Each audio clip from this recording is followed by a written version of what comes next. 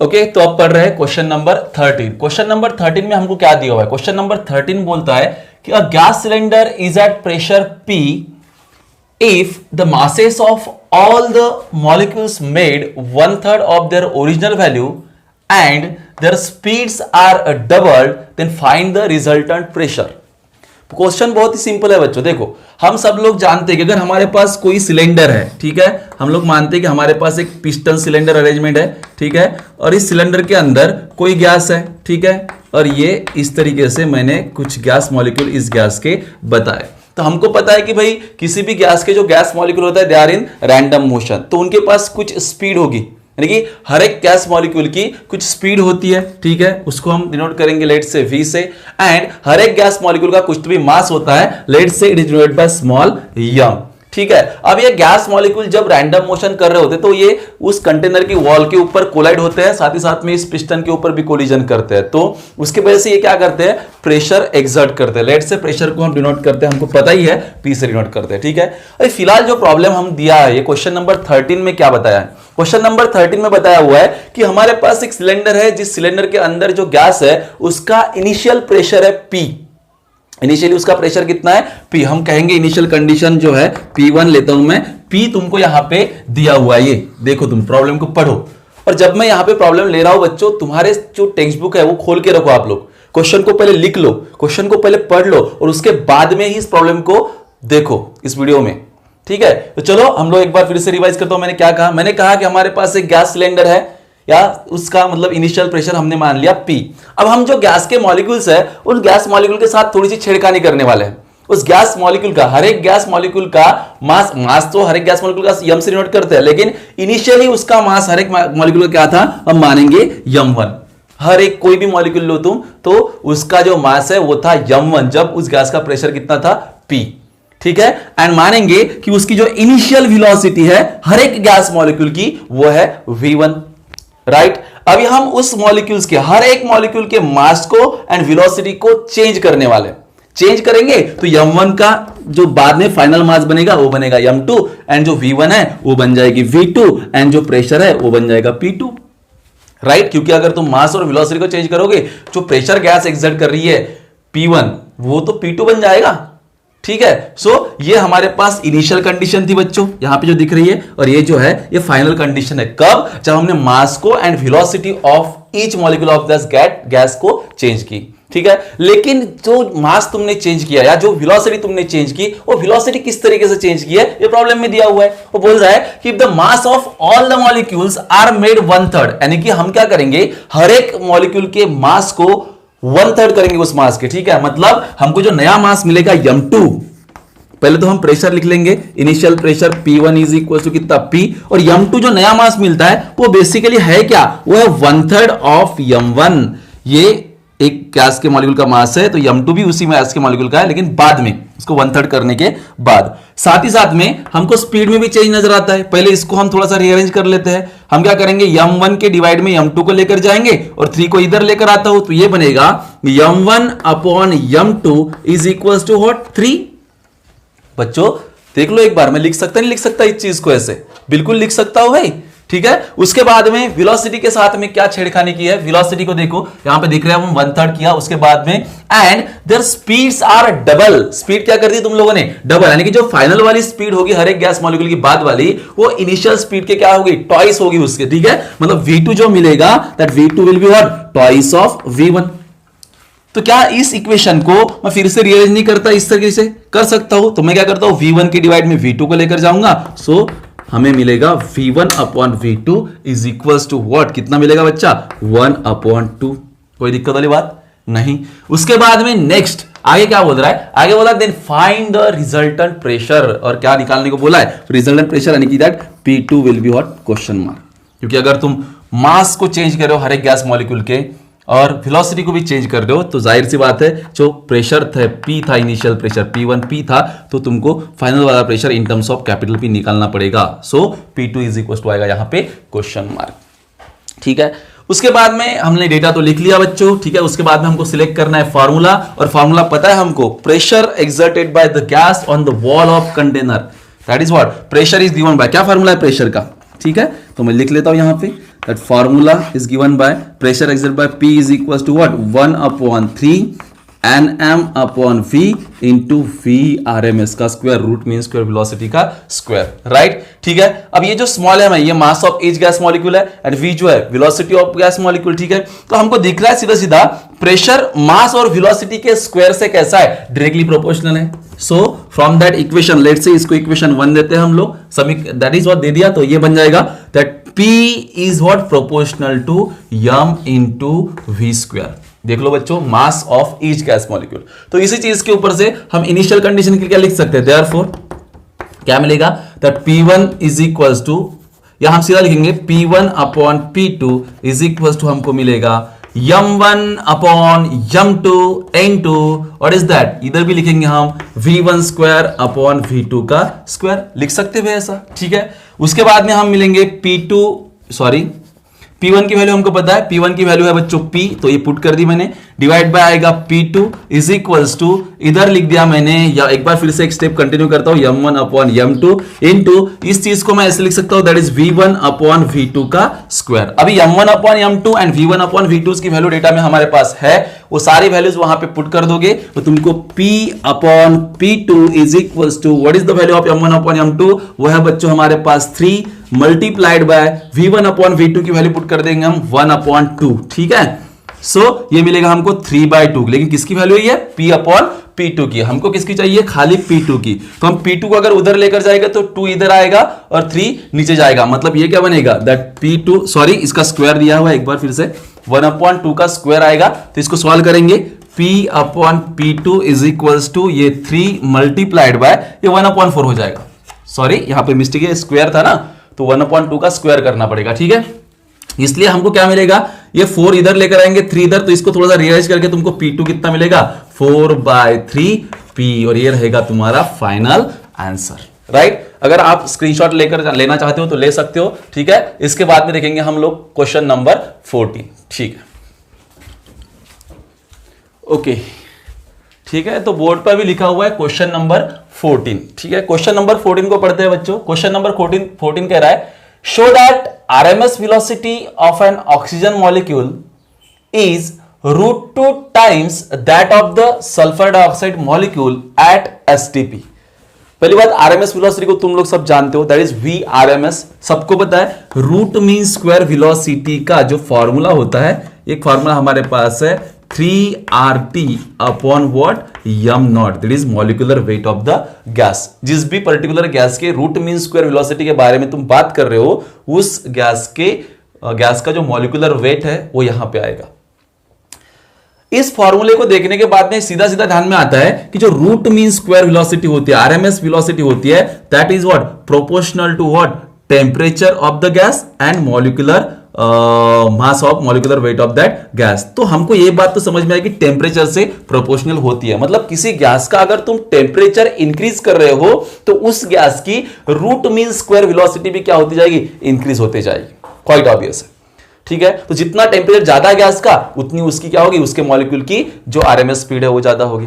ठीक है, और इंपॉर्टेंट बात, अगर हमारे पास दो गैस है, दो डिफरेंट गैस है, और वो डिफरेंट गैस हम लोगों ने सेम टेम्परेचर पे रखी, तो क्या उन दोनों की RMS स्पीड सेम होती है? तो यहां पे सवाल होता है नहीं बच्चों। देखो, RMS स्पीड टेम्परेचर के साथ साथ में मॉलिक्यूलर वेट पे भी डिपेंड करेगी, और हर एक गैस का मॉलिक्यूलर वेट डिफरेंट होता है। दैट्स व्हाई टेम्परेचर अगर सेम भी हो तो भी दो गैस के मॉलिक्यूल की जो RMS स्पीड है, दो डिफरेंट गैस की, वो RMS स्पीड भी कैसे रहेगी, डिफरेंट रहेगी। तो जो क्वेश्चन अभी हम पढ़ने जा रहे हैं, उस क्वेश्चन में हमको ऐसा ही कुछ दिया है कि भाई एक टेम्परेचर है, उस पर्टिकुलर टेम्परेचर पे एक गैस की जो RMS स्पीड है वो √2 टाइम्स है दूसरे गैस के RMS स्पीड से। ऑक्सीजन और सल्फर डाइऑक्साइड, ये दो गैस है, तो RMS speed of oxygen is equal to √2 times the RMS speed of sulphur dioxide gas molecule. और ये कौन से टेम्परेचर पे, at STP, that is what standard temperature pressure. इसको भी एक बार ध्यान लो, ये फार्मूले के टाइम पे मैंने बताया था STP। ठीक है, STP या इसको तुम लोग NTP भी बोल सकते हो। STP स्टैंडर्ड टेम्परेचर प्रेशर और नॉर्मल टेम्परेचर प्रेशर। तो स्टैंडर्ड टेम्परेचर प्रेशर में टेम्परेचर कितना होता है, 0 डिग्री सेल्सियस, ये STP का टेम्परेचर है। इसको तुम केल्विन में लिखना चाहो तो 0 + 273, दैट मींस 273 केल्विन। ये है बच्चों टेम्परेचर एट एनटीपी और एसटीपी, 273 केल्विन या फिर 0 डिग्री सेल्सियस, और प्रेशर होता है 1 atm। ठीक है, तो हम लोग अगर टेम्परेचर से रिलेटेड है तो 273 केल्विन पे बात कर रहे हैं हम इस प्रॉब्लम के ऊपर। एसटीपी मतलब क्या, टेम्परेचर कितना, 273 केल्विन, राइट। तो चलो प्रॉब्लम की ओर बढ़ते हैं हमारे। ठीक है, ओके तो प्रॉब्लम में क्या बोला है, show that RMS velocity of oxygen molecule. ठीक है, तो RMS velocity of oxygen molecule मतलब मैं लिखता हूं that is what this we is what we represent RMS speed. ठीक है, और किसकी, ऑक्सीजन मॉलिक्यूल की, इसलिए मैं यहां पे O2 लिखता हूं is equals to what √2 times of RMS speed of sulphur dioxide molecule. ये तुमको शो करना है, ये शो दैट के लिए दिया हुआ है। ठीक है, उसके बाद में दो गैस दिया। अब हमारे पास आरएमएस स्पीड का फार्मूला क्या है, अभी लिखा था मैंने यहां पे that v is equals to √3RT upon what m0। अभी देखो टेम्परेचर दोनों के लिए क्या होगा बच्चों, यहां पे देखो टेम्परेचर दोनों के लिए सेम होगा, एसटीपी पे बात कर रहे हैं। ठीक है, टेम्परेचर दोनों के लिए सेम है, आर कांस्टेंट दोनों का है। ठीक है, ये सारी चीजें कैंसिल हो जाएगी, लेकिन दोनों गैस का m0 that is what molecular weight of both gases ये डिफरेंट है। तो हमको लिखना पड़ेगा मॉलिक्यूलर वेट फॉर कौन से के लिए, पहले ऑक्सीजन मॉलिक्यूल के लिए तो O2 के लिए, व्हाट इज द मॉलिक्यूलर मास और मॉलिक्यूलर वेट ऑफ ऑक्सीजन। तुम्हारे केमिस्ट्री में तुम पढ़ते हो मॉलिक्यूलर वेट ऑफ ऑक्सीजन कितना है बच्चों, अरे याद है कुछ, तो मॉलिक्यूलर वेट ऑफ ऑक्सीजन होता है, देखो यहां पे ऑक्सीजन का एटॉमिक नंबर है 8, तो वो 16 और 2 मॉलिक्यूल है इसलिए क्या हो जाएगा 32, तो दिस बिकम 32। ठीक है, नेक्स्ट मॉलिक्यूलर मास ऑफ और वेट ऑफ सल्फर डाइऑक्साइड, ये कितना हो जाएगा, दिस इज व्हाट, यहां पे ये 32 प्लस सल्फर का भी 32, कितना हो जाएगा 64 ग्राम। ठीक है, तो हम लिखेंगे MO2 32 क्योंकि कैंसिल होने वाला है सीधा सीधा, उसी फार्मूले में सेट करेंगे हम लोग। टेम्परेचर दोनों के लिए सेम ही है। ठीक है, ये शो करना, ये दिया हुआ है। ठीक है, उसके बाद में फार्मूला, हाँ चलो फार्मूले में क्या लिखेंगे, आरएमएस वेलोसिटी और स्पीड इज गिवन बाय। ठीक है, चलो बताओ क्या फार्मूला है, VRMS is equals to √3RT upon what m0। ये फार्मूला हमारा, तो हमारे पास दो अलग अलग गैसेस है तो दोनों के लिए लिखते हैं, पहले ऑक्सीजन के लिए लिखेंगे। ठीक है, तो therefore V for O2 is equals to √3RT upon MO2। क्यों मैंने MO2 लिखा, क्योंकि R और T तो दोनों के लिए सेम ही होगा। अरे यार ठीक है, ठीक है, उसके बाद में इसको दे देंगे equation number 1। Next VSO2 is equals to, चलो इसको भी लिखेंगे 3RT, या कैसे भी कर सकते हो यार, 3RT अपॉन, हाँ क्या आएगा, mass of molecular mass of SO2, equation number 2। 1/2 करेंगे, VO2 divide by VSO2 is equals to, चलो कहानी को आगे बढ़ाएंगे, इसको लिखेंगे पहले 3RT divide by molecular weight of oxygen multiply, भैया डिवाइड में जो है उल्टा करके मल्टीप्लाई में आएगा, तो molecular weight of sulphur dioxide divide by 3RT। तो यहां पे 3RT को कैंसिल कर देंगे बच्चों, तो ये मिलेगा हम लोगों को molecular weight of sulphur dioxide divide by molecular weight of oxygen, और इधर आएगा VO2 अपॉन VSO2, राइट। चलो आगे बढ़ते हैं, और तो वैल्यूज पुट कर देंगे तो हमको मिलेगा that is what VO2 divide by VSO2 is equals to √64 divided by 32। तो 32 से डिवाइड करोगे तो ये मिलेगा VSO2 इज इक्वल्स टू √2, अरे भाई ये 1 ऑफ दैट इज व्हाट 2 से डिवाइड होगा तो 2 आंसर आएगा, इधर आएगा SO2 इज व्हाट, और यही हमको प्रूव करना था। RMS speed of oxygen molecule is equals to the √2 times of the RMS speed of sulfur dioxide molecule at standard temperature pressure, और इसको हमने प्रूव कर लिया। ठीक है, अगर इसी प्रॉब्लम का भी स्क्रीनशॉट लेना चाहते तो ले सकते हो तुम लोग लिखने के लिए। ठीक है, इसके बाद में देखेंगे क्वेश्चन नंबर 15। ओके, तो अभी पढ़ रहे हैं क्वेश्चन नंबर 15, बोर्ड पे लिख दिया है मैंने। चलो देखते हैं क्वेश्चन नंबर 15 क्या है, लेकिन 15 से पहले मैं एक बार फिर से बताना चाहूंगा कि जो प्रीवियस न्यूमेरिकल के पहले हम लोगों ने चर्चा की कि अगर हमारे पास दो अलग अलग गैसेस है तो उन दो अलग अलग गैसेस का जो आरएमएस स्पीड होता है वो सेम टेम्परेचर पे भी हमको अलग अलग मिलता है। लेकिन टेम्परेचर सेम भी हो दो गैसेस का तो भी उनकी रूट मीन स्पीड जो होती है, रूट मीन स्क्वायर वेलोसिटी होती है, वो अलग अलग होती है, because that v is depends upon 3RT upon what m0। तो ये उसकी जो आरएमएस स्पीड है किसी भी गैस की, उसके टेम्परेचर और मॉलिक्यूलर वेट पे डिपेंड करती है। टेम्परेचर भले ही दो गैस का सेम हो लेकिन मॉलिक्यूलर वेट डिफरेंट होने के कारण उनकी आरएमएस स्पीड क्या होती है, डिफरेंट होती है। ठीक है, लेकिन इसके अलावा मैं दूसरी बात करना चाहूंगा कि अगर मेरे पास टेम्परेचर जो है वो दो गैस का अलग अलग है, तो क्या हम आरएमएस स्पीड को मैच कर सकते हैं? तो हां, ये पॉसिबल है, क्योंकि अगर हम टेम्परेचर, मान लो किसी पर्टिकुलर टेम्परेचर पे कोई गैस है, उस गैस का जो आरएमएस स्पीड हमको दिया हुआ है एक्स, ठीक है, तो अगर हम दूसरे गैस का टेम्परेचर इंक्रीज या डिक्रीज करके एक्स तक पहुंच सकते हैं। बस कुछ ऐसा ही करने वाला इस प्रॉब्लम के अंदर। ये जो प्रॉब्लम हमारे पास है क्वेश्चन नंबर 15, इसके अंदर हम लोगों को पूछा ही ये है कि भाई ऑक्सीजन मॉलिक्यूल की जो आरएमएस स्पीड है वो हमको सेम बनानी है, इक्वल करनी है किसके? हेलियम मॉलिक्यूल के आरएमएस स्पीड से। और हेलियम मॉलिक्यूल की जो आरएमएस स्पीड है वो कितने टेम्परेचर पे है? Eight STP. एसटीपी यानी कि उस टाइम पे हेलियम मॉलिक्यूल्स का टेम्परेचर कितना होगा? उस टाइम पे हेलियम मॉलिक्यूल का टेम्परेचर होता है 0 degree Celsius. That means it is 273 kelvin. यानी कि 273 केल्विन पे हेलियम मॉलिक्यूल्स की जितनी भी आरएमएस स्पीड होगी उतनी ही आरएमएस स्पीड ऑक्सीजन मॉलिक्यूल की बनाने के लिए ऑक्सीजन मॉलिक्यूल का टेम्परेचर कितना रखना पड़ेगा, यह है ये प्रॉब्लम। ये पूछा है इस क्वेश्चन के अंदर, ठीक है। तो चलो एक बार फिर से रिपीट करता हूं, पढ़ता हूं प्रॉब्लम को। At what temperature will oxygen molecule will have the same RMS speed as helium molecules at STP. तो पहली बात, हमारे पास जो आरएमएस स्पीड है ऑक्सीजन मॉलिक्यूल की वो तो निकालनी है हमको, नहीं सॉरी, वो इक्वल दी है हमको RMS speed of helium molecule की, सेम बनानी है। लेकिन ये जो VHE है उस टाइम पे, यानी कि आरएमएस स्पीड ऑफ HE, ये जो है ये कितने टेम्परेचर पे है? तो ये है temperature of helium is equal to what? 273 kelvin. और इस टेम्परेचर पे VHE है जो VO2 के बराबर है। तो VO2 इतनी आरएमएस स्पीड ऑक्सीजन की लाने के लिए टेम्परेचर ऑफ ऑक्सीजन मॉलिक्यूल्स कितना होगा, ये निकालना है तुमको। साथ ही साथ में जो फार्मूला हम यूज करेंगे यही फार्मूला है। इस फार्मूले के अंदर टेम्परेचर को तो हम पुट करेंगे, लेकिन मॉलिक्यूलर वेट भी हमको पता होना चाहिए। इस प्रॉब्लम में दिया हुआ है molecular mass of oxygen and molecular mass of helium is what? 32 and 4 respectively. तो लिख लेंगे उनको डेटा में, ठीक है। तो हमारे पास इधर ही लिख लेता हूं, that is what MO2 is equal to बच्चों 32 एंड MHE, ठीक है। ये कितना दिया है बच्चों? 4, ठीक है। तो ये हो गया तुम्हारा डेटा। चलो अगेन फार्मूला पता है तुम लोगों को, what is RMS speed of molecules is given bye VRMS का जनरल फार्मूला होता है 3RT अपॉन मॉलिक्यूलर वेट और molecular mass of the gas. दोनों गैस के लिए, एक हेलियम और ऑक्सीजन, दोनों के लिए ये फार्मूला लिखेंगे हम लोग। चलो पहले ऑक्सीजन के लिए लिखते हैं, ठीक है। तो VO2 is equals to under root of 3R and temperature किसका आएगा? ऑक्सीजन का, डिवाइड बाय मॉलिक्यूलर वेट और मॉलिक्यूलर मास किसका आएगा? ऑक्सीजन का, और वो कितना होगा बच्चों? 32। या एक स्टेप चाहो तो लिख सकते हो, डायरेक्टली लिखता हूं यार 32, क्या एक्सटेंड करना, इक्वेशन नंबर 1।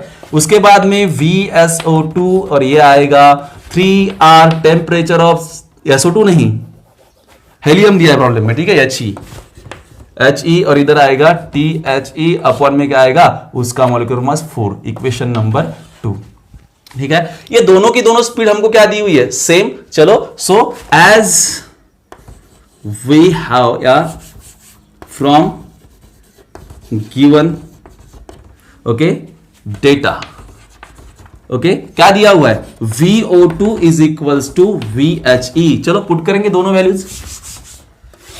VO की वैल्यू कितनी है? वो है 3RTO2 divided by 32 is equals to 3R, हाँ, टेम्परेचर ऑफ HE, हेलियम का टेम्परेचर पता है ना हमको, एट एसटीपी की बात चल रही है, स्टैंडर्ड टेम्परेचर प्रेशर पे। तो एसटीपी कितना होता है? 273, राइट। डिवाइड में ये जो 32 था यहां पे हेलियम के लिए आएगा 4, ठीक है। अब दोनों साइड में स्क्वायरिंग करेंगे, स्क्वायरिंग ऑन बोथ साइड, तो स्क्वायर होके स्क्वायर रूट चले जाएंगे, 3R कैंसिल हो जाएगा, तो इधर क्या बचेगा? That is what TO2 upon 32 is equals to 273 divide by 4. So this TO2 is equals to 273 multiplied by 32 divide by 4. तो 4 से डिवाइड होता है 32 को, तो 4 8 जा, तो यहां पे आएगा 273 मल्टीप्लाइड बाय 8 आएगा, 4 8 जा 32, ठीक है। और इधर आएगा TO2। अब 8 से मल्टीप्लाई करो तो कितना आएगा? दैट इज व्हाट 8 3 जा, यहाँ पे 4 आएगा, 2 रहेंगे कैरी, 24 होंगे, तो 8 7 जा कितने आएंगे? 56 प्लस 2 58, कैरी रहेंगे बच्चों 5, 8 2 जा 16 प्लस 5, तो ये बन जाएंगे 21। सो TO2 दैट इज टेम्परेचर जो ऑक्सीजन का हमको करना पड़ेगा, उसकी आरएमएस स्पीड हीलियम मॉलिक्यूल के साथ मैच करने के लिए वो टेम्परेचर कितना होगा बच्चों 2180, और यूनिट क्या रहेगा केल्विन, और ये रहेगा आपका फाइनल आंसर। ठीक है, एक बार फिर से अगर लिखना चाहो तो स्क्रीनशॉट ले सकते हो। ठीक है, आई होप कि तुम लोगों को ये प्रॉब्लम समझ में आएगा बच्चों। ठीक है, इसके बाद में लेते हैं क्वेश्चन नंबर 16। चलो ओके, तो अभी देखेंगे क्वेश्चन नंबर 16। ठीक है, क्वेश्चन नंबर 16 मैंने बोर्ड पे लिखा हुआ है। ठीक है, अब मुझे नहीं लगता कि इस प्रॉब्लम को पढ़ने के बाद कुछ भी चीज बताने की जरूरत आप लोग को पड़े। ठीक है, क्योंकि सारा बेसिक इसके पहले जितनी भी प्रॉब्लम हमें लिए उसने कवर हो चुका है, और काफी सिंपल प्रॉब्लम है यहाँ पे। बस इस प्रॉब्लम में क्या है, इस प्रॉब्लम में हमको दो गैसेज जो दिए हुए हैं उनका टेम्परेचर दिया हुआ है। ठीक है, एक का दिया है 127 डिग्री सेल्सियस, एक का दिया है 27 डिग्री सेल्सियस। दोनों टेम्परेचर को हम केल्विन में कन्वर्ट कर लेंगे, क्योंकि हम केल्विन में चाहते हैं, एब्सोल्यूट टेम्परेचर में चाहते हैं। और दोनों गैसेस के तुमको मॉलिक्यूलर वेट भी दिए हुए हैं प्रॉब्लम में।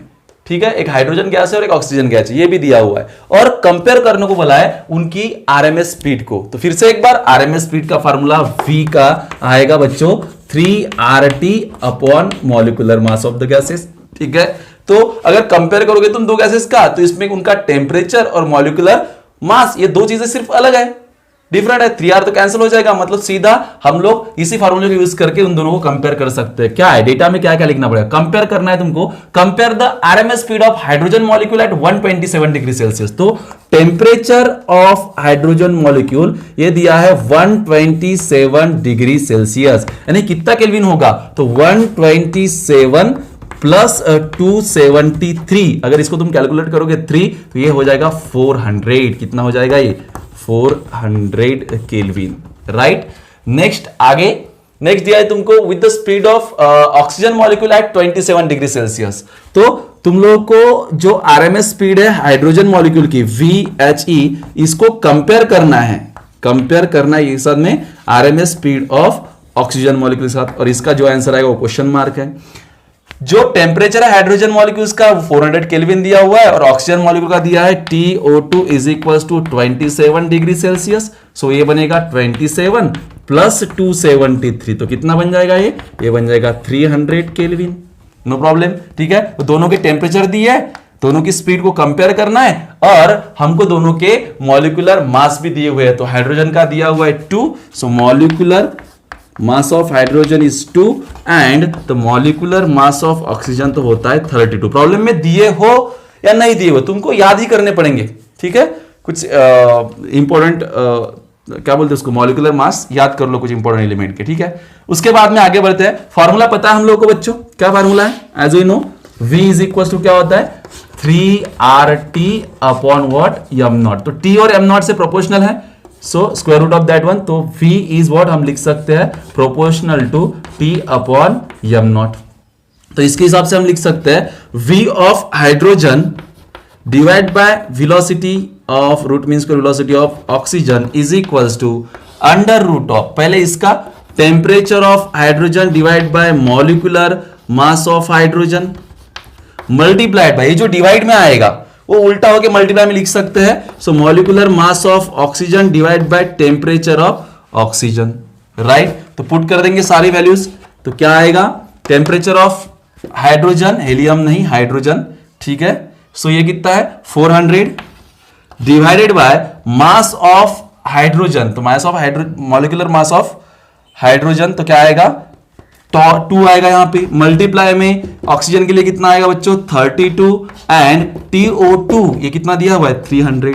ठीक है, इसको तुम कैलकुलेट करोगे तो आगे क्या मिलेगा, चलो कैलकुलेट करो, तो यहाँ पे सीधा सीधा कैंसिल हो जाएंगे ये जीरोस, उसके बाद में यहाँ पे आएगा 2, तो ऊपर आएगा 64 और नीचे आएगा 3। ठीक है, so VH2 divide by VO2 is equals to under root of 64 divide by 3, तो ये बनेगा VH2 divide by VO2 is equals to 64 को रूट से बाहर निकालो, कितना आएगा 8 और नीचे क्या रहेगा √3, यानी कि जो RMS speed of hydrogen gas molecules is proportional to RMS speed of oxygen molecule in the ratio of 8:√3। ये रहेगा तुम्हारा फाइनल आंसर।